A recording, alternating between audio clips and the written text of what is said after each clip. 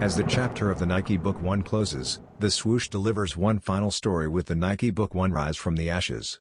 This special edition takes inspiration from burnt book pages, featuring soot-stained edges on the swoosh, midsole, and toe box, symbolizing Devin Booker heating up on the court. This symbolic finish sets the stage for the highly anticipated Nike Book 2, officially debuting on January 2, 2026 in its black rising colorway for $145. Before the Suns vs Blazers matchup on November 19, Devin was spotted rocking the Rise from the Ashes pair during warm-ups before switching into the Book 2, giving fans a rare back-to-back look at both chapters of his signature line. Nike is also set to drop a limited 1,996 pair with the Book 1, adding even more hype to the series' grand finale. If you're following the evolution of Devin Booker's signature sneakers, this final Book 1 release is a must-watch moment in the timeline.